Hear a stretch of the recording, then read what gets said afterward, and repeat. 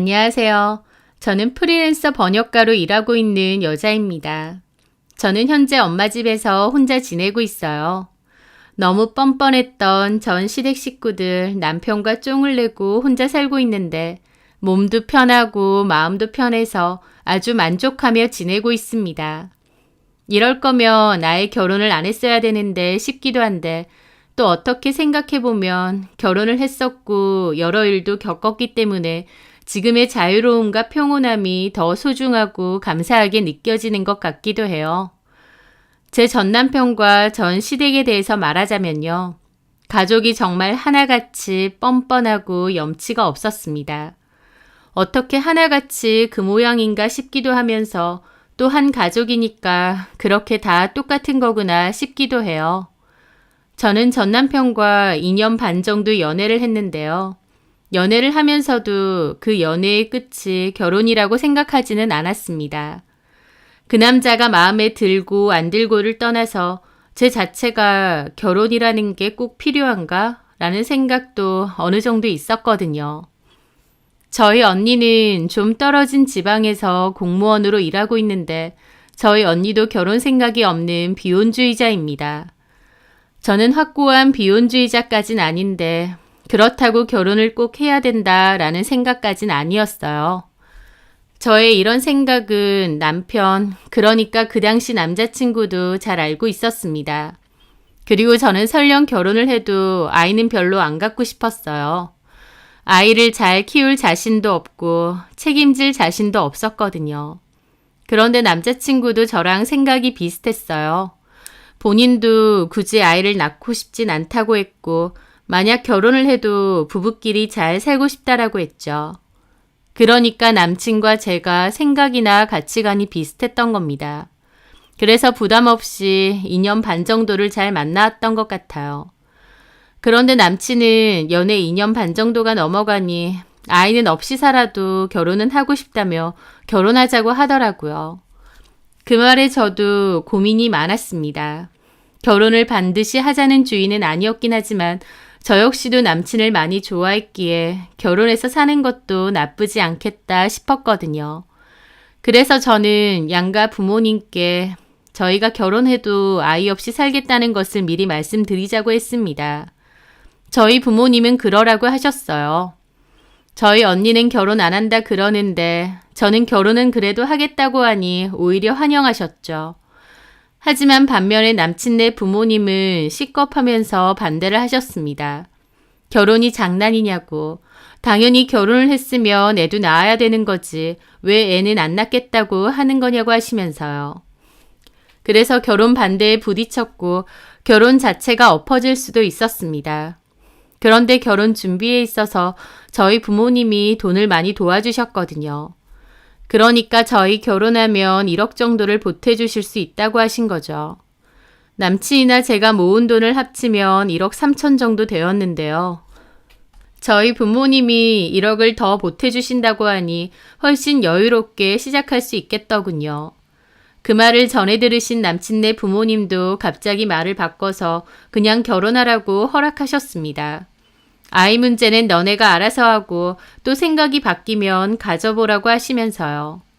참고로 시댁에서는 결혼한다고 딱히 도와주신 돈은 없고요. 어쨌든 그렇게 양가 부모님 다 허락을 하신 상황이었고 저희는 결혼식을 올렸습니다. 갖고 있는 돈으로는 빌라 전세를 들어가게 되었어요. 추가 대출을 끼고라도 좀 더 큰 아파트나 입지가 좋은 곳으로 갈 수도 있었겠지만 제가 굳이 그렇게 하지 말고 여기서 살면서 돈 열심히 모아서 옮기자고 했거든요.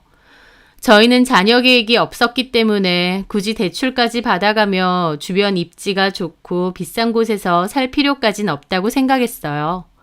오히려 대출 없이 살면서 부지런히 모아서 나중에 정말 마음에 드는 곳으로 옮기는 게 현명하다고 생각했거든요. 남편도 알겠다고 했고 그렇게 저희는 신혼살림을 시작했죠. 결혼 생활에 있어서 남편은 무던하고 평범한 편이었습니다. 그런데요. 시댁 식구들은 제 생각 이상으로 좀 뻔뻔하기도 하고 얄미운 구석도 많았어요. 또 저희 남편도 남편만 보면 괜찮은데 시댁 식구들과 얽혀 있으면 참 사람이 달라지고 얄미워지더라고요. 저보다는 시댁 식구들의 편을 더 들기도 하고 본인 식구들만 너무 챙기려고 하는 것도 많고요. 시부모님도 기본적으로 좀 뻔뻔하고 막무가내이신 편인데 신우도 마찬가지였습니다. 남편에게는 동생이 둘 있는데 하나는 남동생, 하나는 여동생이었거든요. 시동생은 따로 나와서 사는데 얼굴도 거의 볼 일이 없었고 남편의 여동생, 그러니까 신우는 시부모님과 같이 살았습니다. 엄청 말랐고 꾸미고 노는 거 좋아해요. 나이는 20대 후반이었고요. 알바식으로 일은 간간히 하는데 정규 직장은 없는 상태였습니다. 20대 초반에는 쇼핑몰 모델을 했었다는데 한 1년 정도 하고 안 했다고 했거든요. 그런데 20대 후반이 될 때까지도 자기가 마르고 예뻐서 모델 일을 했었다고 그걸 큰 자랑으로 계속 얘기를 했었습니다. 그거 말고는 딱히 자랑하거나 내세울 만한 게 없어서 더 그런 것 같기도 해요. 하여튼 신우는 30이 다 될 때까지 알바만 하면서 그렇게 지내는데 저희 남편한테 연락해서 용돈 달라고 자주 그랬습니다. 남편은 또 자기 여동생이라고 해달라는 거 있음 거의 다 해줬고요. 본인도 그렇게 월급이 많은 것도 아니면서 동생한테는 막 퍼주는 겁니다. 연애 때는 저렇게 동생 바보인지 몰랐는데 결혼하고 보니 시댁 식구들을 되게 살뜰히 챙기더라고요. 신우는 초반에는 저한테도 연락해서 용돈 좀 달라, 옷 좀 사달라, 뭐 좀 사달라 잘 그랬거든요. 뭐 배워보고 싶으니 학원비를 달라던가 공부하게 노트북 좀 사달라던가 등등요. 제 상식으론 솔직히 신우의 행동이 이해가 안 됐죠. 제가 자기 친가족도 아니고 오빠의 아내잖아요. 새언니요. 결혼했으니 저도 가족이긴 하지만 또 엄밀히 말하면 피 한 방울 안 섞인 남이기도 한데 어떻게 저렇게 뻔뻔하고 당연하게 돈을 빌려달라 뭐 사달라라는 소리를 하는 건지. 저는 살면서 누구한테 그렇게 뭔가를 사달라고 졸라본 적이 없어서 그런지 신우의 행동이 너무 신기하더라고요. 나이가 적은 것도 아니고 30이 다 되어가는데 맨날 뭐 사달라 뭐 사달라. 그런데 가만 보면 그런 행동들이 다 시부모님한테서 배운 겁니다. 시부모님도 저희 남편한테 뭐 사달라 용돈 보내라 잘 그러셨거든요. 저희 남편은 가족들한테 허세 부리듯이 턱턱 선물도 잘하고 밥도 잘 사고 그랬고요. 하여튼 신우가 저한테도 초반에는 뭐 사달라는 소리를 잘했었고 초반에는 저 역시도 몇 개 사주거나 선물하기도 했어요. 신우 옳게 사이니까 그냥 좋은 마음으로 했던 거죠. 하지만 나중엔 너무 당연하게 요구하길래 저도 더 이상은 싫다고 했습니다. 솔직히 제가 계속 사줘야 될 이유도 없고요. 그랬더니 저한테는 더 이상 징징거리지 않는데 저희 남편한테는 더 징징거리고 제 욕도 꽤 했나 보더라고요. 남편도 저에게 혜련이가 에어팟인지 뭔지 그거 사달라고 했는데 당신 싫다고 했다며? 당연히 싫지. 그걸 내가 왜 사줘? 뭘 또 그렇게 말해. 가족끼리 서운하게. 서운한 게 아니라 입장 바꿔서 우리 언니가 당신한테 뭐 사달라고 하면 바로 사줄 수 있어? 나는 처형이 사달라고 하면 사주지. 참나. 근데 우리 언니는 그런 부탁 안 하지 애초에. 무슨 3-4살 애도 아니고 뭘 자꾸 사달래. 처형은 돈 잘 버시니까 공무원 아니야. 국가직 공무원. 근데 우리 혜련이는 알잖아. 마땅한 직장도 못 구하고 알바 간간히 하는 거. 그래서 아가씨가 뭐 사달라고 하면 내가 무조건 사줘야 된단 말이야? 그렇다는 말은 아닌데 혜련이 걔가 하고 싶은 공부가 있어서 요즘 카페 가서 공부를 좀 한대. 근데 카페가 시끄럽잖아. 그래서 그 이어폰이 필요한가 봐. 카페에서 공부를 왜 해? 집 비어있는데. 집에서 하라 그래. 그리고 싼 이어폰도 많잖아. 10,000원, 20,000원짜리. 에어팟은 10만 원이 넘는데 굳이 에어팟 끼고 공부를 해야 돼? 제 말에 남편도 저를 흘겨보더라고요. 좀 섭섭하네. 됐다. 그만하자. 당신도 자꾸 아가씨가 사달라는 거 다 사주지 마. 아가씨 나이가 몇이야? 당신이 자꾸 사주는 버릇하니까 아가씨도 그런 거 당연한 줄 알잖아. 아, 됐어. 내가 알아서 해. 지금 내 앞에서 내 동생 욕해? 욕이 아니라 당신은 가만 보면 참 정이 없는 것 같아. 하면서 본인이 더 서운해 하더라고요. 저는 너무 당연하다는 듯 욕을 하는 시누이나 시부모님이 이해가 안 되는데 남편은 여태껏 그렇게 살아와서 그런지 뭐가 잘못됐는지도 모르는 것 같았습니다. 다른 일로는 남편과 싸울 일이 없는데 유독 시댁 혹은 신우 관련된 얘기만 나오면 남편과 제가 빈정이 상할 정도로 다투게 되는 거예요. 그렇다 보니 저도 뭔가 마음에 안 들어도 시댁 관련된 얘기는 남편에게 안 하게 되고 남편이 이래저래 퍼주는 거 알아도 모른 척 하게 되었습니다. 다투는 게 싫으니까요. 마음 한켠에는 어떻게 저렇게 남한테 달라고 하는 게 익숙하지? 참 신기하기도 하고 어이없기도 했죠. 그런데 진짜 어이없는 일은 따로 있었습니다. 결혼해서 지내면서 1년 정도의 시간이 흘렀을 때입니다. 그맘때 저희 아버지가 갑자기 운명을 달리하셨어요. 몇 년 전 암 진단을 받으셨고 치료도 열심히 받으시고 상태가 엄청 많이 호전이 되었습니다. 완치 판정까지 받으실 정도로요. 그런데 몇 년 뒤 갑자기 암이 재발을 하게 되었습니다. 예전처럼 아버지가 이겨내실 거라 생각했는데 이번에는 3개월 정도 만에 급작스럽게 돌아가시게 되었습니다. 그동안 건강관리 열심히 하셨고 잘 지내셨는데 갑자기 돌아가시게 된 거라서 충격도 크고 너무 힘들었죠. 아버지의 빈소가 차려졌고 저는 3일 내내 눈이 안 떠질 정도로 많이 울고 힘들었습니다. 저희 엄마도 언니도 정말 비통해했죠. 저희 가족에게는 정말 괴로운 시간이었습니다. 아버지 장례식장에 친척분들도 많이 오시고 제 지인들도 제법 왔는데요. 특히 대학교 때 같은 동아리를 했었던 친구들도 다 같이 와주었더라고요. 한 5명 정도 되는데 대학교 때는 꽤 친했어도 사회 나오고 나서는 1년에 한두 번 정도 보는 사이였거든요. 그런데도 저희 아버지 돌아가셨다고 하니 서로 연락해서 다 같이 와주었더라고요. 너무 정신없고 슬프고 경황이 없는 차였지만 그럼에도 시간 내서 와준 사람들이 다 너무 고마웠어요. 당연히 저희 시댁 식구분들도 와주셨습니다. 그런데 좀 놀랐던 게 시부모님은 오셔서 몇 시간 정도 있다가 집으로 돌아가셨는데요.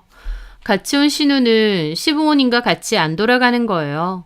저를 위로해주고 필요한 일손도 돕겠다며 빈소에 남아 있겠다는 겁니다. 그 말에 저는 큰 감동과 더불어 미안함도 좀 느꼈죠. 내가 그동안 신우를 안 좋게 봤는데 신우는 나를 위해서 우리 아버지 빈소를 지켜준다고 하는구나.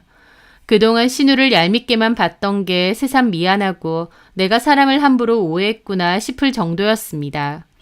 신우가 빈소에 남아있다고 해서 딱히 일을 열심히 거들어주거나 두 팔 벗고 도와주는 건 아니었어요. 그렇지만 제 입장에선 고마울 수밖에 없었죠. 본인도 그곳에 모르는 사람들밖에 없고 뻘쭘할 수도 있는데 그럼에도 올케인 저를 위해 빈소를 함께 지켜준다는 게 쉬운 일은 아니니까요. 그렇게 아버지의 장례가 모두 끝이 났고 한동안은 아버지에 대한 그리움 때문에 많이 울고 힘들었습니다. 그것도 시간이 좀 지나고 나니 그나마 마음이 좀 추슬러지더라고요. 마음을 조금 추스른 뒤에는 저희 아버지 장례식장에 찾아와준 사람들에게 고마움의 인사도 따로 돌렸죠. 그리고 저희 신우한테도 그때 새벽까지 같이 빈소에 있어줘서 고마웠다고 했고 신우가 그맘때 갖고 싶은 가방이 있다길래 그것도 제가 흔쾌히 사주었습니다. 그런데 나중에야 알게 됐어요. 신우가 왜 시부모님 집에 가실 때 같이 안 따라가고 빈소에 남아 있었는지요. 그건 저를 위한 게 아니었어요. 저희 아버지 장례식장에 제 대학교 동아리 친구들도 참석했다는 거 기억하시나요? 볼링 동아리였고 남자친구들이 4명, 여자친구가 1명, 이렇게 총 5명이 와줬거든요. 그런데 그 남자친구들 중 민수라는 이름의 친구가 있는데 나중에 보니 저희 신우가 민수랑 사귄다는 겁니다. 신우도 그렇고 민수도 저에게 따로 말을 안 해줘서 둘이 사귀는지 전혀 몰랐어요. 나중에서야 알게 되었는데 그때 같이 왔던 친구가 저한테 얘기를 해주더라고요. 신우가 다름 아닌 저희 아버지 장례식장에서 민수랑 눈이 맞았다는 거예요. 정확히는 신우가 민수한테 한눈에 반한 거죠. 민수 걔가 키도 얼굴도 분위기 있게 생긴 편이었거든요. 그래서 학교 다닐 때 인기도 많고 여자친구도 많은 편이었고요. 민수가 저희 신우 스타일이었나 봅니다. 그래서 따로 민수가 화장실 갈 때 따라가서 번호를 물어봤다는 거예요. 민수도 알려줬고 그 뒤로 둘이서 연락하다가 사귀었다며 그 전말을 알려주었죠. 젊은 남녀들끼리 서로 마음 통하고 연락처 주고받고 다 그럴 수 있습니다. 하지만 다른 데도 아니고 저희 아버지 장례식장이잖아요. 그 얘기를 전해 듣는데 기분이 좀 그렇더라고요. 어쩐지 신우가 시부모님 집에 가시는데도 따라 안 가고 부득부득 빈소를 지키겠다고 했는데 저를 위해서가 아니라 결국 민수 때문에 남아 있었던 거예요. 민수가 안 가고 있었으니까요. 그 얘기 듣는데 어이가 없고 허탈한 웃음이 다 나더군요. 저는 그것도 모르고 신우한테 고마워하고 미안해하고 따로 고가의 가방 사주고 저는 아버지가 돌아가셔서 그렇게 울고 불고 하고 있는데 그 와중에 본인은 마음에 드는 남자 있어서 쫓아가서 번호 달라고 했다는 게 참 신우다우면서도 어처구니가 없었습니다. 다른 데도 아니고 사돈어른 장례식장에서 그러고 싶나 싶기도 하고요. 저는 그 얘기를 저희 남편에게도 했어요. 아가씨 남자친구 있는 거 알아? 알아. 엄마한테 전해 들었어. 그럼 그 남자친구를 어디서 만났는지도 알아? 자세하게는 얘기 못 들었어. 만난다는 남자 내 대학교 동아리 친구야. 우리 아버지 장례식장에서 만났대. 장인어른 장례식 때? 어떻게? 아가씨가 번호를 달라고 했대. 그 친구한테 반한 모양이야. 저는 좀 섭섭한 마음으로 그렇게 말했는데 남편은 오히려 막 웃는 겁니다. 아, 이해련답다 정말. 내 동생이지만 진짜 불도저라니까? 재밌어? 뭐가? 거기 다른 데도 아니고 우리 아버지 장례식장이야. 아가씨한테는 사돈어른 장례식장. 그런데? 그런데라고? 어떻게 사돈어른 장례식장 와서 조문객으로 온 남자한테 번호를 달라 그래? 그것도 화장실까지 쫓아가서? 제가 황당해서 따지니 남편이 더 황당한 표정을 짓더군요. 그게 뭐 어때서? 그래 기억난다. 혜련이가 일부러 하루 종일 빈소 지켜주면서 당신 위로도 해주고 많이 도왔잖아.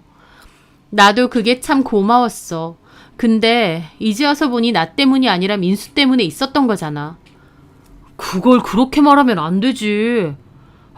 가만 보면 당신 되게 꼬인 거 알아? 내가 꼬였다고? 그래. 혜련이가 그렇게 당신 위해서 있어줬음 그냥 고마운 거지. 거기서 남자를 만났든 뭐하든 뭔 상관이야. 라는데 말문이 턱 막히더라고요. 남편은 왜 저보고 유난을 떠냐고 하는데 너무 정색하며 뭐라고 하니 그 순간 정말 아무것도 아닌데 내가 너무 예민하게 받아들이는 건가 싶기도 한 겁니다. 하지만 아무리 생각해도 좀 그랬어요. 민수가 좋아서 그랬다고는 하지만 아무리 생각해도 사돈어른 장례식장에서 그럴 수가 있나 이해가 안 됐습니다. 하지만 남편의 반응에 저도 더는 얘기 안 했어요. 마음속으론 참 정이 이래저래 떨어졌지만 남편도 아무렇지 않게 생각한다는데 제가 뭐라고 하겠나요. 그런데 제 친구인 민수와 신우는 그 후로 만난 지 6개월 정도 만에 혼전 임신으로 결혼까지 한다고 했습니다. 아이가 이미 뱃속에서 3개월가량 지나고 있다고 결혼을 서두른다고 했죠. 둘이 결혼한다고 하니 그런가 보다 했는데 황당하게도 이번에 어머님이 저에게 돈을 내놓으라고 요구를 하시는 겁니다. 저희 빌라 전세금을 내놓으라고요. 저희 빌라 전세금이 어디서 났냐면요. 아버지 돌아가시고 나서 엄마가 많이 힘들어 하셨어요. 그 집에 있다 보면 아버지 생각이 많이 난다면서요. 그래서 지방에 있는 언니네 집으로 내려가 같이 살 거라고 하셨습니다. 그리고 엄마가 저더러 엄마 집에 저희 부부 보고 들어와서 살라고 하셨어요. 아예 지방으로 언니랑 살러 내려가시는 거라 쉽게 올라오지는 않을 것 같으니 그냥 저희 보고 엄마 집에서 계속 쭉 살라고 하신 셈이죠. 저희 친정 부모님이 사셨던 아파트는 주변 입지가 엄청 좋습니다. 게다가 아파트 내부도 깨끗하고 좋고 주변의 생활시설도 아주 잘 되어 있어요. 집만 보자면 지금 사는 빌라보다 엄마 집에서 사는 것이 훨씬 더 좋긴 합니다. 왜냐면 남편과 제가 살던 빌라는 주변 환경도 별로인데다 그맘때 누수 문제까지 생겨서 좀 골치가 아프긴 했거든요. 누수 공사는 너무 큰 공사다 보니 그냥 불편한 대로 살긴 살았는데 비가 오면 천장에서 자꾸 물이 새는 겁니다. 그래서 사는 동안 스트레스가 꽤 심했죠. 그렇다 보니 엄마는 그 빌라 전세 빼고 엄마 집 들어와서 살라고 하시는데 혹하더라고요. 하지만 아무리 그래도 엄마 집에서 산다는 게 좀 그래서 처음엔 거절했는데 엄마는 지방 내려가서 언니랑 살겠다고 괜히 다른 사람 전세 줄 바에야 그냥 들어와서 살라고 하시더라고요. 그래서 결국은 저희 빌라 전세를 정리하고 엄마네 집으로 이사를 가서 살게 되었던 겁니다. 주변 입지도 훨씬 좋고 교통편도 좋다 보니 남편도 만족했죠. 하여튼 그렇게 이사를 갔고 그때 돌려받은 빌라 전세금은 예금 통장에 넣어서 들고 있었어요. 그런데 어머님이 바로 그 전세금 돈을 내놓으라고 하시는 겁니다. 신우 결혼시킬 때 보태 쓴다고요. 어이가 없죠. 애초에 시댁에서 보태준 돈이 1원 한 장도 안 들어있는데 그 돈을 당연히 달라고 하는 심보가 뭔가요? 근데 그 와중에 남편 놈은 저한테 상의도 안 하고 신우한테 좀 주겠다고 했다는 겁니다. 진짜 복장 터지더라고요. 당연히 남편하고도 싸웠죠. 아니, 그 돈을 누구 맘대로 아가씨한테 준다는 거야? 그럼 어떡해. 혜련이 결혼한다는데. 우리가 좀 도와줘야지. 우리가 왜 도와줘야 되는데? 형제니까. 동생 결혼하는데 그럼 내가 오빠가 돼서 모른 척해? 여보, 그 돈 당신 돈 아니야. 당신 돈 그중에 6천만 원이 전부야. 까먹었어? 나머지 1억은 우리 부모님이 주신 거고 또 나머지 7천만 원은 내 돈이야. 제 말에 남편은 갑자기 서운하다는 표정을 짓는 겁니다. 와, 부부끼리 이렇게 네 돈 내 돈 따져? 당신 여태까지 그렇게 생각했어? 네 돈 내 돈 따지는 게 아니라 사실이 그렇잖아. 도대체 아가씨 결혼하는데 뭐 얼마를 달라는 거야? 1억. 아니 왜 그래야 되냐고. 그럼 우리가 돈 없었으면 아가씨는 결혼 어떻게 하려고 했어? 그리고 민수는 돈이 없어? 당신 친구인데 당신이 몰라? 친구긴 하지만 연락 자주 하고 그런 친구 아니야. 그냥 동아리 친구 중 하나야. 근데 걔 돈 없대? 돈도 없으면서 결혼을 왜 하자고 해? 아, 임신했잖아. 알면서 물어. 그러니까 돈도 없는데 임신을 왜 하냐고. 그게 중요해? 어쨌든 결혼한다잖아. 돈이 없는데 결혼만 한다면 다야? 그리고 돈이 없으면 없는 대로 알아서 할 것이지. 그걸 왜 우리더러 달래? 자기야, 지금 우리 처가댁에서 살고 있지? 근데? 그래서 전세금 빼서 통장에 넣어두었잖아. 그거 그냥 통장에 넣어두면 뭐해. 차라리 혜련이 결혼하는데 좀 도와주면 더 좋지. 우리한테 당장 필요한 돈도 아니고. 솔직히 엄마가 여기서 살라고 했지만 천년만년 살 수 있는 것도 아니고 나중엔 나가야 될 수도 있어. 그건 그때 얘기고. 그리고 장모님 안 올라오실 거라며. 우리 혜련이는 당장 결혼하잖아. 라는데 말이 안 통하더라고요. 이 돈이 자기 돈도 아닌데 당연하다는 듯 1억이나 보태주자고 하는 겁니다. 연애 때는 몰랐는데 이런 문제에 있어서 남편은 놀라울 정도로 말이 안 통했어요. 대화하다 보면 혈압이 오를 정도였죠. 저는 못 준다고 했고 남편은 저한테 섭섭하다, 독하다, 모질다, 오만 소리 다 했습니다. 그리고는 결국 자기 돈 6천만 원 빼달래요. 그 돈으로 자기는 동생 도와주겠대요. 뭐 이런 바보 천치 모지리가 다 있나 싶었습니다. 본인이 10년 넘게 일해서 모은 돈인데 그걸 왜 지동생 결혼한다고 홀라당 주나요? 저희가 엄마 집 산다고 해서 엄마 집이 진짜 우리 집도 아닌데 남편은 큰 착각을 하는 듯 했죠. 하지만 지 돈 달라고 하도 그러니 짜증나서 뺏어 줬습니다. 남편은 그 돈을 신우에게 줬고 신우는 그 돈과 민수가 모은 돈을 합쳐서 빌라 전세를 구했어요. 민수도 사업한다고 들어서 돈을 잘 버는 줄 알았는데 사실은 아니었나 보더라고요. 둘이 합쳐도 1억이 안 돼서 결국 엄청 외곽 지역에 오래된 빌라를 겨우 구했다고 했거든요. 결혼할 만한 상황도 안 되는데 왜 결혼을 저렇게 하려고 하는지 이해가 안 되더라고요. 하여튼 결국 둘은 결혼을 했는데요. 이미 신우의 배가 좀 부른 상태라 결혼식은 애 낳고 하겠다고 해서 결혼식 없이 혼인신고만 하고 같이 산다고 하더라고요. 하여튼 그렇게 신우도 번갯불에 콩 구워 먹듯 제 대학교 친구인 민수와 결혼을 하게 되었습니다. 저는 시부모님과 신우 그리고 남편만 생각하면 속이 갑갑하더라고요. 나한테 뭐 맡겨놨나? 어쩜 저렇게 당연하게 뭔가를 달라고 하지? 생각할수록 어이가 없었고 남편한테도 정이 많이 떨어지기도 했어요. 저희 부모님께서 저희 부부를 위해 보탬이 되어주시면 남편은 그런 건 당연하게 생각하는 것 같더라고요. 저희 부모님께 대단하게 고마워하지도 않았습니다. 그럼에도 자기 집은 얼마나 살뜰히 챙기던지요. 그런 이기적인 모습을 지켜보며 어쩌면 내가 결혼을 잘못한 걸 수도 있겠다라는 생각을 참 많이 했던 것 같아요. 그런데 결정적인 일은 따로 있었습니다. 시간은 빠르게 흘러 신우의 배도 만삭이 되었어요. 출산 예정일을 한 달도 안 되게 앞두고 있다고 했죠. 신우는 그 와중에도 아이 낳으면 디럭스 유모차를 사달라, 아기 침대를 사달라 등등 요구는 엄청 하더라고요. 그런데 진짜 어이없는 요구는 따로 있었습니다. 바로 출산 전까지 저희 집에 와서 지내겠다는 거였어요. 언니도 알죠. 우리 민수 씨가 출장이 워낙 많고 집에 잘 없잖아요. 근데 갑자기 진통이 오거나 배가 아프면 어떡해요. 병원에 가야 되는데. 우리 집 근처엔 택시도 잘 안 다녀요. 너무 외져서. 산부인과 검진 한번 가려고 해도 너무 힘들다니까요. 그래서 언니 집에서 지내면 산부인과도 가깝고 또 진통 오면 바로 병원도 갈 수 있잖아요. 언니 집에서 애 낳을 때까지만 좀 지낼게요. 하는데 어쩜 저런 말도 안 되는 부탁을 아무렇지 않게 하나 싶었습니다. 내가 그렇게 만만한가 싶을 정도였죠. 그건 어려울 것 같아요, 아가씨. 왜요? 나는 애를 안 낳아봐서 잘은 모르지만 내가 듣기론 진통도 가진통인가? 그런 게 있어서 진통이 온다고 바로 낫는 것도 아니라던데요. 낌새 올 것 같으면 그때 오빠한테나 어머님한테 연락해도 되잖아요. 아니면 나한테라도 연락하면 내가 택시 타고 데리러 갈게요. 언니가 오면 뭐해요. 우리 집 근처에선 택시가 잘 안 잡힌다니까요.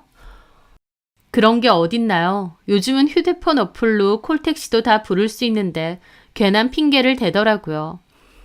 그럼 오빠한테 연락하면 되죠. 오빠가 반차 쓰고 아가씨 데리러 가면 되잖아요. 아니면 어머님도 계시고. 배 아파 죽겠는데 그거 연락하고 그럴 참이 어딨어요. 언니는 애를 안 낳아봐서 모르겠지만 진통 오면 엄청 아프대요. 그럴 정신도 없대요. 하면서 톡 쏘듯이 화를 내는 겁니다. 제가 애는 안 낳았어도 전화할 정도의 여유는 있다는 거 정도는 알거든요. 무슨 진통 왔다고 애가 바로 나오는 것도 아니고요. 그런데도 제가 출산 경험이 없다고 저렇게 말하더라고요.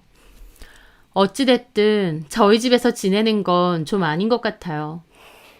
왜요? 내가 뭘 어쩐다고요? 서로 불편하죠. 그리고 나도 그냥 집에 있는 것도 아니고 일하잖아요. 낮에 내내 집중해서 일해야 되는데. 제가 뭐 방해해요? 언니, 좀 그렇네요. 제 말에 신우는 엄청 기분 상해 하더라고요. 그리고는 어머님한테 그대로 다 일렀습니다. 저희 남편한테도 이르고요. 어머님도 저한테 전화해서 100년 만년 사는 것도 아니고 그거 몇 주도 못 있어주냐, 가족인데 너무한 거 아니냐 그러는 겁니다. 너무 스트레스 받더라고요. 애를 낳는 거면 낳는 거지 왜 저희 집에 굳이 와서 지내다가 애 낳으러 가겠다는 건가요? 저도 집에서 일도 해야 되는데 신우가 오면 얼마나 이런저런 핑계로 저를 부려먹으려 하겠나요? 식사도 저는 그냥 혼자 대충 때우면 되는데 신우가 있으면 밥도 좀 차려줘야 될 것 같고 빨래며 청소며 솔직히 같이 산다는 게 얼마나 번거로운지 알기 때문에 더더욱 싫더라고요. 그런데도 저희 남편까지도 저를 설득하려 드는 겁니다. 여보, 혜련이 애 낳을 때까지만 같이 좀 지내자. 집이 작은 것도 아니고 방 하나 쓰게 하면 되잖아. 그냥 단순히 방 하나 주는 게 아니잖아. 식사는, 빨래며 청소는 배부른 만삭 임산부한테 하라고 할 수도 없고. 그런 건 당신 하는 김에 조금 해주면 되는 거고. 조금 해줘? 다른 사람 식사 차려주고 집안일 해주는 게 아무것도 아니야? 다른 사람이라니, 당신 신우 아냐. 신우가 뭐 아갑시랍시고 나한테 뭐 해준 거 있어? 와, 너는 왜 이렇게 내 동생한테 적대적이냐? 그럼 굳이 출산하기 전까지 우리 집 와서 지낸다고 하는 게 일반적인 사고방식이야? 아무리 생각해도 이해를 못하겠어. 너도 그렇고 아가씨도 그렇고. 왜 그런 어려운 부탁을 아무렇지 않게 하는 거야? 가족인데 그런 부탁도 못해. 나는 오히려 당신이 너무 우리 가족들한테 야박하고 냉정한 것 같아. 막말로 신우가 그런 외진데 산다고 하면 출산 전에 먼저 좀 와 있으라고 하겠다. 그 외진데 내가 살라고 했어? 와, 이런 식으로 나오지. 됐다. 말을 말자. 나는 너 이렇게 정없는 여잔 줄 알았으면. 알았으면 뭐? 됐다 그래. 지 말이 다 맞지. 그러면서 문을 쾅 닫고 나가는 겁니다. 진짜 지긋지긋하더라고요. 출산하면 하는 거지 그걸 저희 집에서 굳이 지내면서 제가 시중까지 해줘야 되나요? 정말 너무 스트레스였죠. 그러던 찰나 제가 며칠 동안 엄마도 볼 겸 지방에 있는 언니 집에 갔다 온 일이 있었거든요. 그렇게 며칠 후 집에 들어왔는데 뜬금없이 거실에 신우랑 어머님이 과일을 먹으며 TV를 보고 있는 겁니다. 저는 기함했죠. 갑자기 신우랑 어머님이 저희 집에 있으니까요. 알고 보니 남편이 저 몰래 비밀번호 알려주고 와서 지내라고 한 거예요. 제가 없는 사이에 신우는 마음대로 본인 짐 들고 왔고 방 하나까지 떡하니 차지해서 손님용 이불까지 깔아 놓았더군요. 그러면서 신우가 저한테 한다는 말이 등이 너무 배기는데 출산 전까지만 저희 침대 쓰면 안 되냐는 겁니다. 사람이 너무 어이없는 일을 당하면 사고가 정지돼요. 어디서부터 말을 해줘야 되나 싶을 정도로 기본이 없는 집구석이구나 싶더라고요. 애초에 제가 안 된다고 몇 번이나 거절을 했는데 제 말은 귓등으로도 안 듣고 남편은 보란듯이 비밀번호 알려주고 신우와 시모는 저 없는 틈 타서 짐 옮겨놓고 이 결혼 생활을 계속하는 게 맞나 싶었습니다. 화가 머리 끝까지 나서 남편에게 따졌죠. 내가 우습게 보이냐고요. 남편은 실실거리면서 풀어준답시고 여보 하는데 정말 꼴도 보기 싫더군요. 다 필요 없고 어머님하고 아가씨 나가시라 그래. 나 같이 못 살아. 내가 분명 싫다고 했잖아. 오래 사는 것도 아니고 끼케야 2주? 2주고 3주고 싫다고. 이미 짐까지 싸들고 왔는데 어떻게 도로 가라 그래. 내가 하는 말이 우습게 들려? 당신한테 분명 안 된다고 했잖아. 근데 보란듯이 어머님하고 아가씨 데리고 오는 건 무슨 경우야? 나는 안 된다고 했어. 거절했는데 나 회사 가 있는 사이에 엄마랑 혜련이가 우리 집 앞에 와 있다고 하는 거야. 그러니 어째 번호 알려드린 거지. 여보 미안해. 근데 딱 혜련이 출산 때까지만 참아줘. 뭐 따로 챙겨줄 필요 없어. 내가 그런 건 똑바로 얘기할게. 응? 남편은 자기의 의도가 아니었다면서 저한테 동생 좀 데리고 있어달라 부탁하더라고요. 싫다고 했는데도 부득불 저희 집에 와 있는 게 너무 싫고 이해는 안 됐지만 그렇다고 집에 와 있는 만삭 임산부를 쫓아낼 수도 없는 노릇이었습니다. 결국 저는 출산 전까지만 있다가 보내라고 했어요. 남편은 제가 넘어가줬다고 생각하겠지만 저는 진심으로 이혼을 고려하고 있었습니다. 기본도 안 된 시댁 식구들과 그런 시댁 식구들에게 휘둘리는 남편. 계속 이렇게 살 필요가 있나 싶었거든요. 신우는 저희 집에 살면서 완전 상전이나 다름없었습니다. 식사를 하고 나면 지 손으로 치우는 법이 없어요. 제가 설거지는 안 해도 개수대에 갖다 놓으라고는 했는데 그럼 지 밥그릇이랑 수저 정도만 갖다 놓고 방으로 들어가 버립니다. 빨랫감도 그냥 빨래통에 다 넣어놓고 세탁기 한 번을 안 돌리더군요. 저도 뭐라고 할까 싶다가 또 한편으론 그냥 포기하는 마음으로 아무 소리 안 했어요. 이혼을 할까 말까 고민하고 있는 차에 굳이 큰 소리로 뭐라고 하고 혼내고 싸우고 그러고 싶지도 않더라고요. 이 사람이 뭔가 변했으면 좋겠고 달라졌으면 좋겠다 싶을 때야 큰 소리 내고 싸우는 거지. 그냥 인연 끊는 게 낫겠다 싶으면 그런 의욕도 안 생기잖아요. 그냥 애 낳을 때까지만 참아주자 생각하며 암소리 안 했습니다. 그랬더니 이 개념 없는 신우는 갈수록 더 하더라고요. 언니, 나 시원해 수박 먹고 싶은데. 그런데요? 나중에 마트 간다면서요. 좀 사와주세요. 수박 무거워서 들고 오기 힘들어요. 그러면 좀 잘라진 거라도 사오면 되잖아요. 먹고 싶어요. 원래 아기 가졌을 때 먹고 싶은 거 다 먹어야 된대요. 안 그러면 나중에 두고 섭섭하고 아쉽대요. 라는데 네가 뭐가 이쁘다고 수박을 사주냐는 소리를 하려다가 그냥 말았습니다. 입씨름 하기도 싫어서 그냥 간 김에 잘라놓은 거 있음 하나 사줘야겠다 했죠. 그런데 막상 가서 보니 잘라놓은 건 없고 애플 수박이라고 조그만 수박이 있더라고요. 무겁기도 해서 큰 수박 사기는 싫고 그냥 이거 하나 사주자 싶어서 사왔죠. 그렇게 집에 들어오는데 신우가 방에 누워 통화하고 있는 것 같더라고요. 제가 온 줄도 모르고요. 친구랑 통화하는 건지 신나게 얘기 중인데 가만 들어보니 제 얘기도 좀 하는 겁니다. 이제 곧 나으러 가. 나 지금 우리 오빠 집에서 지내. 우리 남편도 장기 출장 가서 잘 안 들어오고 그 외진 곳에서 나 혼자 있어봐야 뭐 하겠어. 여기서 편안하게 지내면 올케 언니가 시중 들어주고 지금도 내가 수박 먹고 싶다고 해서 그거 사러 갔어. 거의 내 무술이나 다름없어. 어쩔 거야. 신우가 해달라면 해줘야지. 새끼 밥 차려주고 너무 편해서 나 그냥 애 낳고도 여기서 눌러앉아 지낼까 싶음. 조리원비 너무 비싸서 일주일만 했거든. 엄마 집은 너무 좁고 불편해서 그냥 이 집에 눌러앉아서 당분간 지낼까 싶기도 하고 애야 올케 언니가 좀 봐주겠지. 라는 겁니다. 밖에서 그 얘기를 듣는데 너무 열받는 거예요.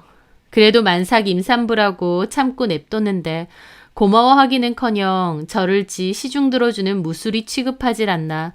자기 멋대로 애 낳고도 눌러 앉겠다고 하질 않나. 진짜 너무 열받더라고요.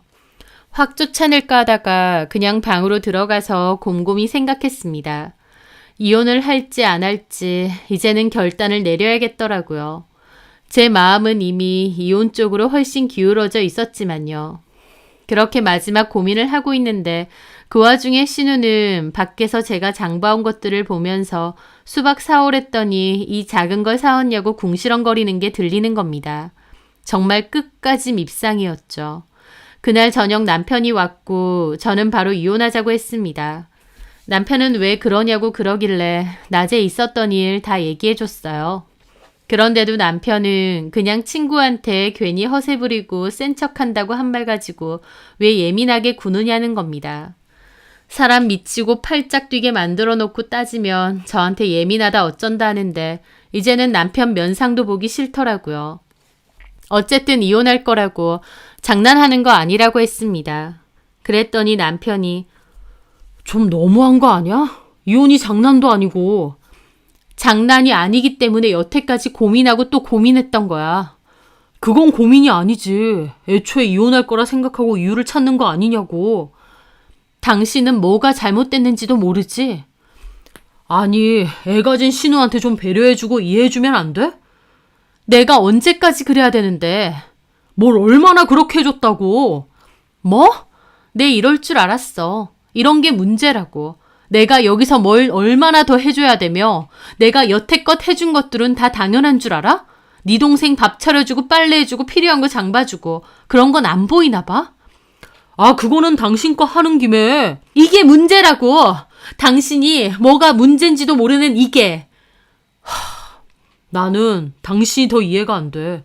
만삭 임산부 그 정도 배려도 못 해줘? 더 이상은 안 할 거야. 아가씨한테 짐 싸서 도로 가시라 그래. 나도 더 이상은 못 참아. 어떻게 그래? 난 분명히 말했어. 그리고 우린 이혼 절차 밟자. 저는 그렇게 뜻을 분명히 전했고 남편은 본인이 더 기분 나쁘다는 듯 그냥 입 꾹 다물고 나가더라고요. 그런데 그날 저녁 갑작스럽게 진통이 왔습니다. 예정일보다 좀 남았는데 진통이 온 거였죠. 결국 신우는 저희 남편 차 타고 병원으로 갔고 바로 출산 준비를 했어요. 근데 진통도 너무 심하고 못 참겠다고 해서 결국 마취하고 제왕절개 했다고 하더라고요. 하여튼 애를 낳고 5일 정도 입원하고 조리원에서 7일 있다가 온다고 했습니다. 저는 그 틈에 신우집 몽땅 챙겼습니다. 남편한테 이거 신우네 집에 갖다 놓던지 어머님 댁에 갖다 놓으라고 했어요. 남편은 싫다고 하더군요. 그래서 그 다음 날은 남편 짐까지 몽땅 챙겼습니다. 그리고 사람 불러서 그냥 시댁으로 보내버렸어요. 이혼 서류와 함께요. 남편한테는 당신 짐도 다 보냈으니 이제 여기로 오지 말라고 했습니다. 남편은 네 맘대로 이렇게 쫓아내는 게 어디 있느냐 생 난리를 폈어요. 이렇게 당신 마음대로 하는 게 어딨어? 그러는 당신은 내가 분명히 싫다고 했는데도 마음대로 어머님하고 네 동생한테 집 비번 가르쳐줬지. 너는 네 마음대로 하면서 나는 내 마음대로 하면 안 되니? 게다가 여기 우리 엄마 집이야. 내가 여러 번 나가라고 했는데 안 나가고 버틴 건 당신이고 이 집에 당신 집은 이런 한 장도 없어. 그나마 있던 당신 전세금은 당신 동생한테 다 줬고 이혼 얘기 오가는 마당에 내가 뭐가 이쁘다고 우리 집에서 당신을 더 살게 해줘야 돼? 제 말에 남편 대답을 못 하더라고요. 협의 이혼 할 거야 말 거야 그거나 결정해. 누구 맘대로 이혼? 네 마음 바뀌었다고 이혼하자는 거야? 안 해. 그래 하지 마. 그럼 소송할 거니까. 소송할 때 위자료 청구도 할 거야. 내가 뭘 잘못했다고? 나 니네 엄마랑 네 동생한테 돈 많이 썼다? 너는 우리 부모님한테 뭐 하나 해드린 것도 없지만 나는 너네 집에 이래저래 돈 많이 썼어. 게다가 내 허락도 없이 비번 알려주고 이 집에 강제로 살고 나는 네 여동생 뒤치다꺼리 시켰잖아. 그거 뭐 얼마나 했다고? 하루를 했든 이틀이나 했든 어쨌든 내가 한 건 맞잖아? 협의 안 해줄 거면 소송해보자. 나 변호사 고용해서 위자료도 받아야겠어. 1,000만 원이든 500만 원이든 무조건 받을 거야. 저는 협의 이혼 안 할 거면 소송으로 하겠다고 했습니다. 그리고 소송으로 하면 위자료 소송도 같이 할 거라고요. 그러자 남편도 처음에는 큰 소리 탕탕 치고 네 마음대로 하라더니 나중에는 안 될 것 같았는지 협의 이혼 한다고 하더군요. 저도 위자료 소송 없이 바로 협의 이혼하고 끝내기로 했습니다. 애초에 협의 이혼을 요구하고자 위자료 소송 얘기를 한 거였거든요. 질질 끌고 싶지 않고 또 결혼 기간도 짧은 데다 위자료 소송해봤자 승소 패소도 확실하지 않고 금액도 적을 것 같아서 협의하고 바로 끝내기로 했어요. 그렇게 저는 남편과 협의로 이혼을 하는데 신우가 그 와중에 전화와서는 자기 때문에 이혼하느냐, 애 낳기 전에 그냥 잠깐 신세 진 것뿐인데 너무한 거 아니냐, 자기 오빠가 큰 상처를 받았다 어쩐다 하는 겁니다. 긴 말 하기도 싫어서 그랬죠. 너 때문에 이혼하는 거 맞아. 네가 너네 오빠 이혼시킨 거지. 언니, 무슨 말을 그렇게 하세요? 제가 뭘 어쨌다고요? 뭐가 잘못됐는지도 모를 정도로 기본도 없고 염치도 없구나. 너랑 신랑이 하고 싶지도 않아. 그냥 이것만 확실하게 할게. 네가 니네 오빠 이혼시킨 거야. 알겠니? 뭐라 하는데 그냥 끊었습니다. 자기 오빠 이혼하는 게 본인 때문이 아니라고 생각하는 게 더 어이없더라고요. 그렇게 남편과 끝을 냈는데 애초에 남편 돈이 없어서 재산 나눌 것도 없었어요. 자식도 없고 나눌 재산도 없기 때문에 금방 정리가 되었죠. 그렇게 저는 이혼 후 혼자 지냈는데 1년 정도 지났을 때 동아리 친구로부터 얘기를 전해 들었습니다. 너네 전신우랑 민수랑 결혼했잖아. 무려 너네 아버지 장례식장에서 만나서.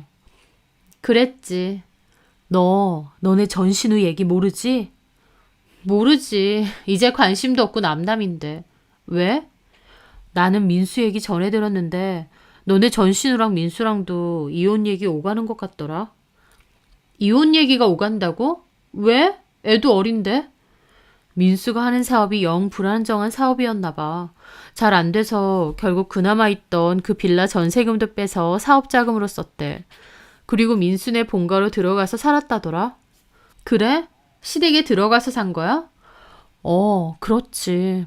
근데 너네 전신우랑 민수네 가족들하고 사이가 엄청 안 좋았나 봐. 민수도 결혼 안 한 누나 있다고 했잖아.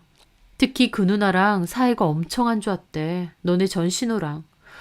집 없어지고 시댁살이 하는 것도 눈물 나는데 가족들하고도 트러블이 엄청 심하고 내내 싸우고 눈물바람하다가 결국 어린애도 있는데 이혼 한 해 만에 한다더라고. 놀라운 얘기였습니다. 아예 근황은 몰랐고 궁금하지도 않았는데 전신우가 시댁에 들어가서 살았고 거기서 본인 신우랑 사이가 틀어져서 이혼 소리가 나온다는 거예요. 신우가 어지간히 개념이 없다 보니 아마 그 집 식구들하고도 많이 부딪혔을 것 같더라고요. 게다가 신우네 전세금 6천만 원은 전 남편이 해준 돈인데 그 돈도 민수가 다 날린 모양이었죠. 전 남편도 전 재산이라곤 동생한테 준 그 돈이 전부였을 텐데 끝까지 동생 때문에 피해만 당하는구나 싶었습니다. 그렇다고 불쌍하진 않고요. 그럼에도 지 동생이라고 끼고 돌지 아니면 이제는 동생을 원망할지 그 속내가 궁금하긴 하더라고요. 보나마나 전 남편은 다시 시댁 식구들 뒤치다꺼리하고 건사하면서 살아야 될 것 같은데 그럼에도 지가 장남이니 어쩌니 했으니 그러고 살아야겠지요. 결혼했으면 결혼한 가정을 더 우선시해야 하는데 전 남편도 참 어리석었던 것 같습니다. 자기 와이프만 희생하라고 했으니까요. 뭐 이제는 더 이상 저하고는 상관없는 사람들의 이야기이긴 하지만요. 저는 전 남편과 이혼하고 아주 편하게 잘 지내고 있습니다. 이렇게 속 편한데 뭐하러 그렇게 오래 고민했나 싶을 정도예요. 전 남편은 저에게 시댁 가족들에게 희생할 것을 요구했지만 만약 그런 것이 결혼이라면 저는 다시는 하지 않을 겁니다. 저하고 맞지도 않고 그렇게 살아야 될 이유도 없으니까요. 지금처럼 그냥 편하게 혼자서 잘 지내려고 합니다. 제 사연 들어주셔서 감사합니다.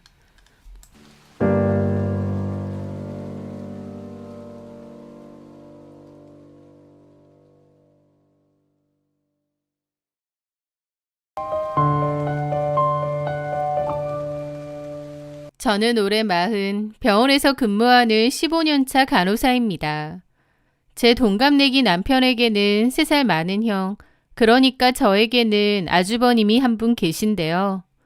아주버님은 오랫동안 결혼에 통 관심이 없어서 시부모님께서 걱정을 많이 하셨어요. 아주버님은 대기업에게 다니고 계시는데 연봉도 높아 능력도 좋습니다. 그럼에도 성품도 차분하고 진중해서 본인 잘났다고 으스대지도 않고 겸손하고 과묵한 분이세요. 외모나 성격, 능력까지 고루 갖추신 분이지만 결혼에는 관심이 없어 보였는데 5년 전 어떤 여자를 만나 결혼을 하겠다고 하셨죠. 저희 시부모님은 첫째 아들이 결혼을 했으면 하고 늘 바라셨는데 이제라도 결혼을 한다고 하니 쌍수 들고 환영하셨고요. 저도 축하했습니다. 아주버님이 좋은 짝을 만나 결혼을 하시나 보다 하고요. 상대 여자는 중소 화장품 회사에서 연구원으로 일한다고 했습니다. 저에게도 형님이 생기는 거다 보니 어떤 분일까 궁금했죠. 그런데 막상 만나보니 제 생각과는 많이 다르더군요. 저는 아주버님이 워낙에 진중하고 차분한 성격이라 상대 여자도 그럴 줄 알았거든요. 그런데 제 예상과 다르게 성격이 정말 별로였습니다. 개념 없고 얄미운 사람이었는데 특히 잘난 체가 정말 심하고 뭐든지 좀 가르치려 드는 말투였어요. 심지어 어른들한테도요. 특히 화장품 회사에서 오래 일했다 보니 피부나 화장품에 관해서 얼마나 아는 체를 하던지 시부모님들도 성품이 좋으시고 뭐든지 좋게 봐주시는 분들이세요. 그렇다 보니 형님은 시부모님이고 뭐고 더 잘난 체하고 심지어 가르치려 들기까지 했죠. 어머님, 지금 쓰시는 그 크림 성분표 보셨어요? 이런 거 성분표 보고 사셔야 돼요. 아, 내가 못 살아. 며느리가 화장품에 대해서 잘하니까 이런 말씀도 드리는 거지. 아니었으면 이거 계속 바르실 뻔했잖아요. 제가 성분 착한 걸로 추천해 드릴 테니 그거 쓰세요. 모르고 쓰면 화장품이 아니라 독이에요, 독. 그러면 어머님은 평생 이거 썼는데 괜찮다고 그러세요. 그러면 형님은 답답하다면서 어머님을 아무것도 모르는 무지랭이 취급을 하는 거죠. 아, 좋긴 뭐가 좋아요. 어머님, 좋다고 그냥 느끼는 건 안에 막 오일 성분 많이 들어있고 그래서 그런 거죠. 어머님, 제가 전문가예요. 제가 어련히 알아서 좋은 거 추천해 드릴까? 어머님은 지금 저한테 100만 원 넘는 컨설팅 받는 거나 다름없으시다고요. 고마운 줄도 모르셔. 막 그러면 어머님도 그냥 알겠다, 고맙다 하고 넘어가십니다. 저 난리를 치니까 그냥 알겠다고 하시는 거죠. 어머님뿐만 아니라 저한테도 잘 그래요. 아, 동서, 피부 왜 이렇게 건조해? 잔주름 봐. 수분 장벽이 다 무너졌네. 클렌징 못 쓰는데. 아, 그냥 쓰는 거 있어요. 아니, 그러니까 못 쓰냐고. 내가 점검해 준다고. 저는 별로 관심도 없는데 막 나서서 그건 별로네, 상술이네. 바보같이 그런 걸 아직도 쓰는 사람이 있네, 어쩌네 하면서 생 난리입니다. 처음에는 저 분야의 전문가고 아는 게 많으시구나 하고 좋게 생각했어요.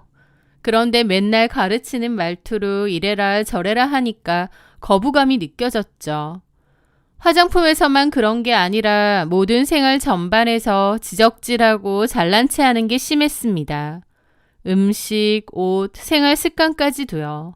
사람 질리게 하는 재주가 제대로 있더라고요. 저희 시부모님이 성격이 좋으시니까 그래 하고 넘어가시지만 저는 가끔 들으면서도 왜 저래 싶을 때가 많아요. 그리고 저도 간호사고 의료인이잖아요. 그런데도 의료 관련해서도 제 말 무시하고 자기 말이 무조건 맞다고 하고 저는 솔직히 지켜보면서 아주버님이 도대체 뭐 때문에 형님한테 푹 빠지셨을까 신기할 정도였습니다. 그리고 자기는 뷰티 유튜브도 운영한다고 하더군요. 그러면서 시부모님과 제 앞에서 엄청난 인플루언서인 척을 했는데 하도 그러길래 궁금해서 채널에 한번 들어가 봤거든요. 구독자는 몇백 명 남짓에 영상도 많지도 않고 이런 걸 그렇게 자랑했나 싶더군요. 게다가 영상 내용은 형님이 평소에 하던 모습 그대로였습니다. 어려운 화학 성분 이름을 줄줄 읊어가며 이건 이래서 안 좋고 저건 저래서 써야 한다며 자기 말대로 안 하고 이런 화장품 쓰는 사람은 상술에 넘어간 사람이네 어쩌네. 유튜브에서도 똑똑한 척, 잘난 척하는 내용이 그대로더군요. 문제는 그 잘난 척이 단순히 지식 자랑에서 끝나지 않고 교묘하게 남을 무시하고 깎아내리는 것으로 이어진다는 점이었습니다. 특히 만만한 저는 형님의 주요 공격 대상이었죠. 형님은 제 직업도 무시했습니다. 나 예전에 학교 다닐 때 집 가난하고 돈 빨리 벌어야 되는 애들이 선택한 게 간호사였거든. 동서도 그런 케이스야? 아니요, 저는 간호사가 꿈이었는데요. 아, 그래? 신기하네. 나는 원래도 화장품 관심 많고 화장품 관련 일을 하고 싶었어. 그리고 결국 꿈도 이룬 거지. 주변에서 나보고 야무져서 뭘 해도 잘할 거라고 했는데 내가 봐도 그래. 근데 가만 보면 동서도 간호사 잘 어울려. 왜 병원 가면 불친절하게 얼굴 뚱해 있는 간호사들 있잖아. 동서랑 그런 이미지랑 딱 어울려. 라면서 뭐가 웃긴지 막 웃는데 순간 손에 들고 있던 뒤집개를 형님 얼굴에 던져버리고 싶은 충동을 겨우 참았습니다. 아주버님도 민망해하면서 그런 소리를 왜 하냐고 말리면 재밌지 않느냐, 진짜 동서 이미지랑 딱이라고 깔깔거리는데 매사 그런 식이에요. 남들이 무슨 일을 하든 자기가 최고고 남들은 다 무시해도 된다는 주의더라고요. 그런 일을 매번 겪으면서 상종 못할 인간이라는 생각밖에 들지 않았습니다. 저희 남편도 똑같이 느꼈죠. 형수 진짜 철없고 성격 이상하다고. 가족 행사 때 만나는 건 어쩔 수 없지만 웬만하면 따로 보지는 말자고 할 정도니까요. 그러던 어느 날이었습니다.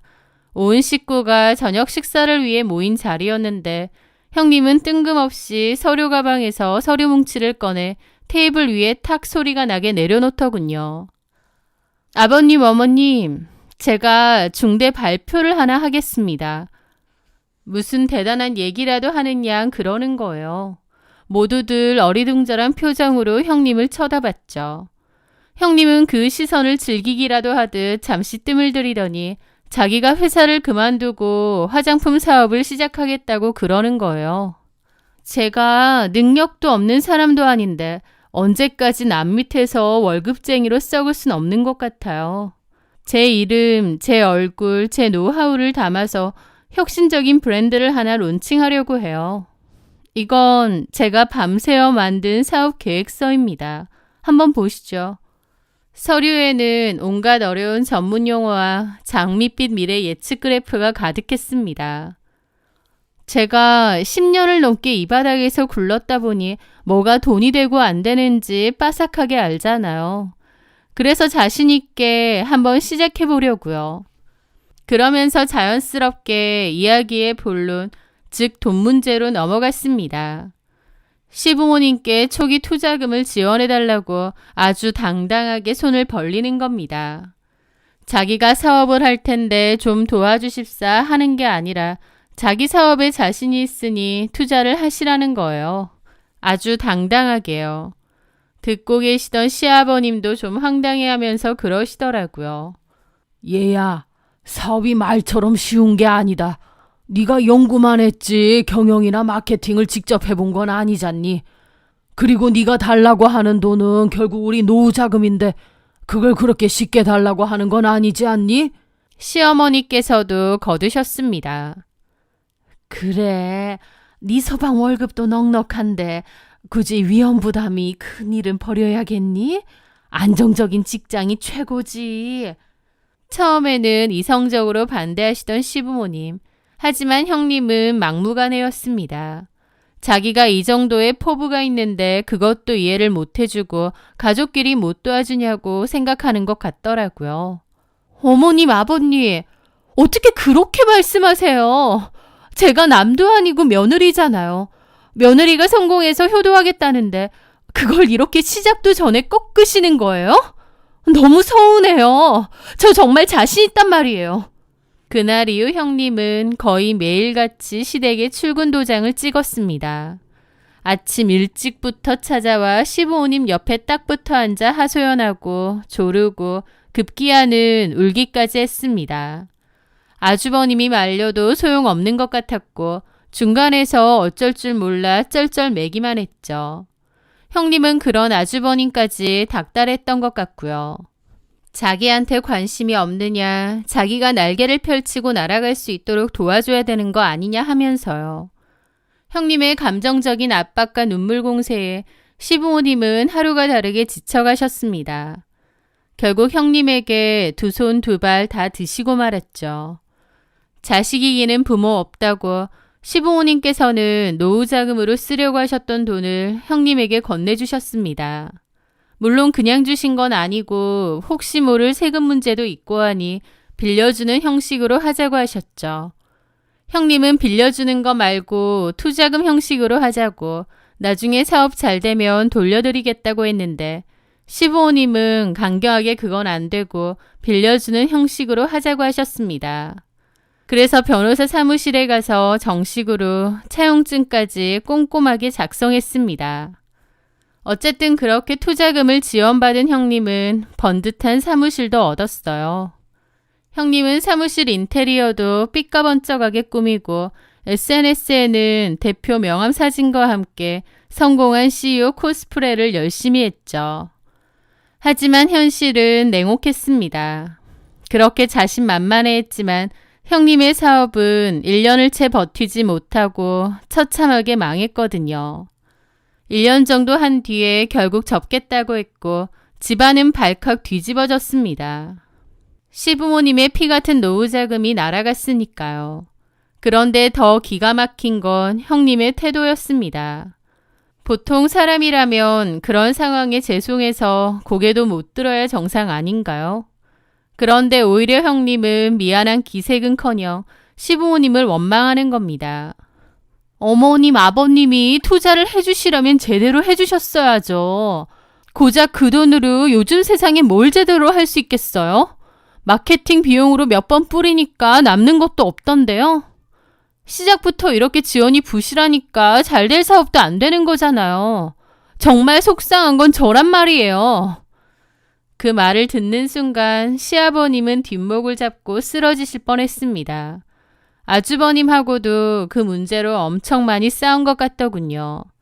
아주버님은 시부모님께 죄송하다며 자기가 그 돈을 차곡차곡 갚겠다고 했는데 저희 어머님이 사고는 네 와이프가 쳤는데 왜 그 돈을 네가 갚느냐. 지가 이래서 갚으라라고 했습니다. 어머님도 화가 나셨죠. 그 와중에 형님은 저한테 시부모님 욕하면서 돈을 해주면 뭐 얼마나 해줬다고 저렇게 구느냐고 쪼잔하다는 소리까지 하는 겁니다. 저는 너무 어이가 없어서 어머님 아버님도 얼마나 속상하시겠냐 했더니 같은 며느리 입장에서 시부모 편드냐는 소리까지 하더라고요. 저도 그 답 없는 형님한테 완전히 질렸죠. 그 사건 이후 형님은 노골적으로 시댁 방문을 피하기 시작했습니다. 가족 행사가 있어도 바쁘다는 핑계만 댔죠. 돈 필요할 땐 뻔질나게 다니더니 돈 나올 때 없으니 바로 팽하는 겁니다. 이제 와서 저러는 게 너무 얄밉더라고요. 보다 못한 제가 하루는 전화를 해서 한마디 했습니다. 형님, 사업 자금까지 다 받아놓고 이렇게 시댁에 얼굴 한번 안 비추시는 건 도리가 아니지 않나요? 그러자 형님은 기다렸다는 듯이 제게 악을 쓰더군요. 참나, 내 사업 망했다고 아주 주변에서 다 무시하려 드네. 동서, 내가 형님인 거 까먹은 거 아니지? 어디다 나한테 도리 어쩌고 하는 거야? 건방지게? 제가 봐도 이건 좀 아니다 싶어서요. 야, 내가 네 돈 썼어? 네? 지금 저보고 야라고 하셨어요? 그래, 내가 네 돈 썼어? 네가 뭔데 난린데. 그리고 내가 시부모님 보고 결혼했어? 내 남편 보고 결혼했지? 며느리가 무슨 봉이야? 왜 내가 뻔질나게 시댁 드나들어야 되는데. 잘 보이고 싶으면 너 혼자 해. 그러고는 제 전화를 끊어버리는 겁니다. 그리고선 저 보라는 건지 카톡이랑 SNS에 얍삽한 년, 사랑 실컷 받으세요. 이런 글 올려놓고 그러더라고요. 하는 행동을 보자면 정말이지 피가 거꾸로 솟는 기분이었습니다. 정말 상종하기 싫고 안 보고 싶은데 악연은 악연인지 형님이 사업을 접고 새로 들어간 회사가 공교롭게 저희 병원에서 근처 건물인 거예요. 그래서 점심 식사하러 나갈 때 식당에서 한 번씩 마주치기도 하는데 너무 싫더라고요. 게다가 더 어이없는 일까지 겪게 되었죠. 저희 병원에 사무장이 있는데 제가 별로 안 좋아하는 사람이거든요. 능글맞고 욕심 많고 그런 스타일인데 제일 싫은 건 와이프도 있고 자식도 있는 유부남이면서 공공연하게 애인이 있다는 소리를 하고 다니는 사람이었기 때문이었습니다. 심지어 그 와이프는 지금은 그만뒀지만 전에는 저희 병원에서 같이 일했던 다른 과 간호사고요. 하여튼 그 사무장은 자기가 와이프 말고 애인도 있다면서 그걸 부끄러운 줄도 모르고 떠벌떠벌 하고 다니는데 진짜 상종하기 싫은 인간이었죠. 심지어 일도 제대로 안 하고 중간에 자리 비우고 나가서 애인이랑 통화하고 들어오고 윗사람들한텐 사바사바하고 그러는 인간입니다. 그런데 어느 날 일을 끝내고 지하 주차장으로 가서 차에 올라탔습니다. 그날따라 너무 바쁘고 피곤해서 바로 시동은 안 켜고 숨을 좀 돌리고 있는데 저 앞에 사무장이 막 손을 흔들며 누군가에게 걸어가는 게 보이는 겁니다. 그래서 무심결에 봤는데 경악을 했어요. 그곳에는 정말 뜬금없이도 형님 차가 있었고 형님이 손을 흔들고 있었거든요. 눈앞에서 보는데도 이게 무슨 상황인가 싶더라고요. 저게 뭐지? 사무장이랑 형님이랑 아는 사이인가? 어안이 벙벙한 채로 그 모습을 지켜봤습니다. 사무장을 인사하더니 형님 차 조수석에 올라탔고 둘이서 진하게 스킨십도 하는 거예요. 저는 뜨악한 기분으로 그걸 지켜보고 있었죠. 형님이 바람을 피고 있었다니, 그것도 상대가 우리 병원 사무장이었다니요. 눈앞에서 보고도 믿기지가 않을 정도였죠. 시부모님 노후자금 날려먹은 것도 모자라 아주버님 몰래 다른 유부남과 히히덕거리고 있는 꼴이라니. 형님의 모습에 역겨움이 치밀어 올랐습니다. 저는 떨리는 손으로 그 모습을 사진으로 찍으려고 하는데 저도 차 안에 있고 형님도 차 안에 있는 데다 지하 주차장이라 어둡다 보니 잘 안 보이더라고요. 찍기는 찍었는데 좀 흐릿했고 또 그 차가 금방 출발해버렸죠. 하여튼 저는 집에 도착하자마자 남편에게 제가 보고 겪은 모든 것을 털어놓았습니다. 뭐라고? 형수가? 당신 똑똑히 본 거 맞아? 그렇다니까. 남편은 처음에는 믿을 수 없다는 듯 제게 몇 번이고 되물었습니다. 저는 좀 흐릿하긴 하지만 제가 찍어온 사진을 보여주었어요. 얼굴은 제대로 안 찍혔지만 이 차 봐봐. 이거 형님 차 맞잖아. 사진을 본 남편의 얼굴은 충격과 분노로 벌겋게 달아올랐습니다. 와, 진짜 형수 미쳤네. 이제 하다하다. 저희는 당장이라도 아주버님에게 이 사실을 알려야 한다고 생각했지만 한편으로는 조심스러웠습니다. 사진이 좀 흐릿하기도 하고 사무장은 제대로 안 찍혀 있다 보니 우기려고 하면 얼마든지 우길 수도 있을 것 같더라고요. 그래서 일단 며칠간 상황을 더 지켜보며 제가 사무장을 살펴본다고 했죠. 그렇게 며칠이 흘렀고 바로 그 주 주말이 시아버지 생신이었습니다. 남편은 형에게 이 사실을 어떻게 전해야 할지 고민하던 때였어요. 그런데 생신 이틀 전 저는 일하다가 잠깐 휴게실에서 쉬고 있는데 형님에게서 문자 한 통이 띠링 하고 도착했습니다. 동서, 나 주말에 바빠서 못 가. 이걸로 아버님 맛있는 거나 사드려. 그리고 꼭 맏며느리가 나서서 생신 챙기란 법은 없잖아? 동서가 시부모님한테 잘 보이고 싶은 것 같은데 이참에 점수 따면 되겠네. 그리고 함께 찍혀온 입금액은 고작 5만 원이었습니다. 그 문자를 보는 순간 정말 열받더라고요. 시부모님 노후자금을 날려먹었으면 며느리 돌이라도 하던가 이제 돈 나올 곳 없다고 나 몰라라에 그 책임은 저한테 다 넘긴다고요? 정말이지 뻔뻔함의 극치였죠. 기가 막혀서 헛웃음을 짓고 있는데 바로 그 순간 마치 하늘이 제게 신호를 보내는 것 같았습니다. 휴게실에 마침 사무장이 누군가 신나게 통화하는 소리가 들려왔거든요. 나 주말에 여자친구랑 가평에 프렌치 레스토랑 가기로 했어. 예약해야지. 갔다가 1박 하고 올 거야. 너는 주말에 마누라랑 잘 보내라. 나는 애인이랑 로맨틱한 주말 보낼 테니까. 사무장 말을 듣는 순간 알겠더군요. 형님이 말한 바쁜 일이란 건 바로 저 상간남과의 1박 2일 여행이었던 겁니다. 사무장은 전화를 끊더니 곧바로 레스토랑에 예약 전화를 하더라고요. 저는 그걸 옆에서 새겨들었죠. 그런데 제가 가만히 그걸 듣고 있는 것 같으니 사무장이 거슬렸는지 저한테 대뜸 최 선생님, 일하러 안 가요? 그러는 겁니다. 잠깐 쉬는 건데요. 일하러 와서 그렇게 오래 쉬는 거 보기 좋지 않아요. 원장님 보시면 어쩌려고. 그러는 겁니다. 어이가 없었죠. 여태까지 일하다 잠시 쉬는 건데 지는 허구한 날 담배 피러 가고 여자들이랑 통화하면서 저한테 저러는 거예요. 진짜 저런 모습조차 저희 형님하고 결이 딱 맞는 것 같더라고요. 불륜이지만 천생연분이랄까요? 그러면서 희희낙낙거리며 돌아가는데 그 모습을 보며 더더욱 이를 갈았죠. 저는 저 싸가지 없는 형님과 사무장에게 쫄딱 망한 사업보다 더 처참한 인생의 쓴맛을 반드시 보여줘야겠다고 결심했죠. 남편에게 이 사실을 먼저 알렸고 남편은 자기가 가타부타 말하는 것보다 그냥 형한테 진실을 눈앞에서 보여주는 게 나을 것 같다고 했어요. 그래서 주말에 시부모님을 모시고 가평으로 가기로 했죠. 형님과 사무장이 간다고 했던 바로 그 레스토랑이요. 주말이라 레스토랑은 사람들로 붐볐습니다.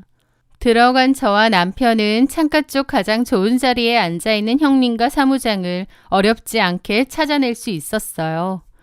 두 사람은 주변 시선은 아랑곳하지 않고 서로만의 시간을 보내고 있었는데 아주 깨가 쏟아지고 있더군요.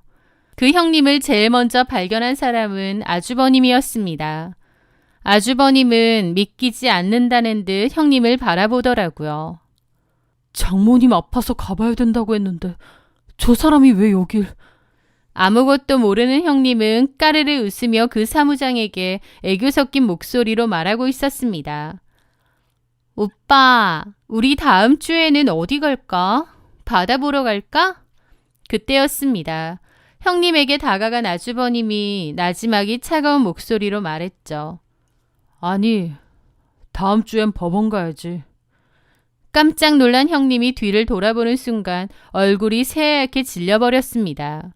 한창 상간남이랑 시시덕거리고 있는데 자기 뒤에 시부모님, 아주버님, 그리고 저와 남편까지 온 식구가 자신을 지켜보고 있었으니까요.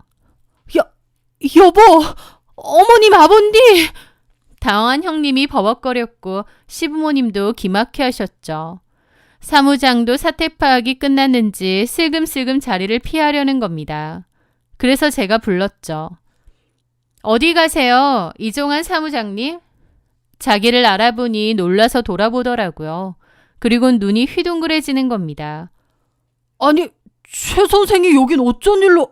이 여자분이 저희 형님이시거든요. 모르셨나 봐요. 에? 저를 알아보고 힝 놀라고요. 사무장은 당황해하며 자리를 피하려 했지만 제 남편이 그의 어깨를 붙잡고 놓아주지 않았습니다. 레스토랑에 있던 모든 사람들의 시선이 다 쏠렸죠. 저는 그 순간을 놓치지 않고 형님에게 다가가 차갑게 말했습니다. 형님, 시부모님한테 그렇게 투자도 받으셨으면서 뒤에서는 아주버님 배신하고 저한테 5만 원 던져주면서 알아서 생신 보내라고 하세요? 형님은 양심이라는 게 없으세요? 뭐라고? 5만 원 여기 돌려드릴게요. 대신 시부모님한테 억지로 받아간 돈도 다 돌려드리세요. 저는 일부러 주변 사람들이 다 들을 수 있도록 또박또박 하지만 얼음장처럼 차가운 목소리로 말했습니다. 제 말을 들은 형님의 얼굴이 하얗게 질리다 못해 시퍼렇게 변하더라고요. 그러더니 말도 안 되는 변명을 하는 겁니다. 동서, 미쳤어? 지금 무슨 오해를 하나 본데. 지금 비즈니스 미팅 중이었어. 비즈니스! 그때까지 사태를 파악 못하고 어버버거리던 사무장이 황급히 끼어들었습니다. 맞습니다. 사업적인 논의를 하던 중이었습니다. 기가 막혔습니다. 저 상황에서도 저런 거짓말이 나온다니. 하지만 그들의 발악은 그리 오래가지 못했습니다. 제가 미리 계획해둔 마지막 퍼즐 조각이 도착했으니까요. 제 말이 끝나기 무섭게 레스토랑에는 한 여자가 서슬퍼런 표정으로 서서 이쪽을 노려보고 있었습니다. 바로 사무장의 아내였어요. 전에 저희 병원에서 일했던 간호사였기에 다른 직원분에게 물어봐서 연락처를 알아냈거든요. 남편분 출장 가는 거 아니라고 이 레스토랑으로 와보시라고 미리 연락을 했던 거죠. 사무장 아내는 야수처럼 형님과 사무장에게 달려들었습니다. 이 더러운 것들이! 야, 이종아, 너 이러려고 나랑 결혼했냐? 흥분한 사무장 아내가 형님 머리채를 잡았고 사무장은 여보 진정해 사람들이 보잖아 라며 말리려 했지만 사무장까지 머리채 잡혔죠. 레스토랑 안은 순식간에 아수라장이 되었고요.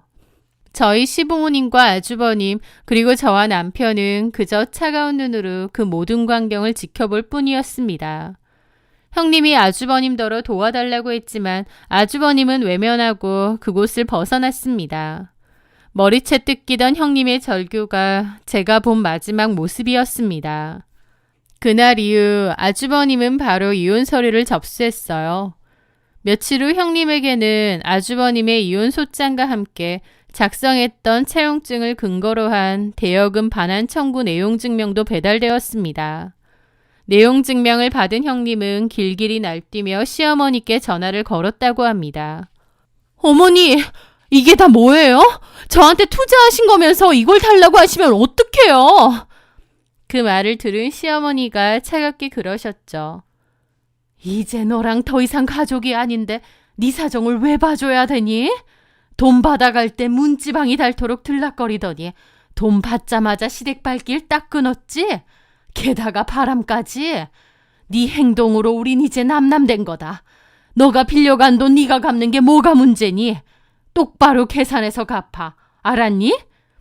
그렇게 시어머님은 매정하게 전화를 끊으셨습니다. 결국 형님은 한순간에 모든 것을 잃었습니다. 아주버님을 통해 소식을 들어보니 사무장 와이프에게서 청구된 위자료와 시댁에 갚아야 할 투자금 때문에 완전 허덕이며 산다고 하더군요. 그 사무장도 사정은 똑같았어요.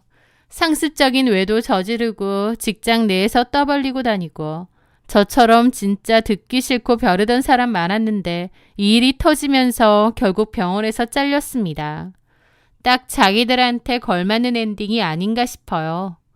형님이 제대로 생각이 박혀있는 사람이라면 그런 짓도 안 했겠지만 평소에 시부모님께 감사한 마음이라도 있고 잘하려는 노력이라도 있었다면 시부모님도 그렇게 칼같이 끊어내진 않으셨을지도 모릅니다. 워낙에 마음 약하고 정 많으신 분들이니까요. 하지만 오죽 다른 사람들한테 밉상짓 하고 다니고 개념 없는 짓 하고 다녔으면 가족들이 뒤도 안 보고 관계를 끊어내나요? 본인이 인생 그렇게 산 결과겠죠. 그저 아주버님만 안타까울 뿐이네요.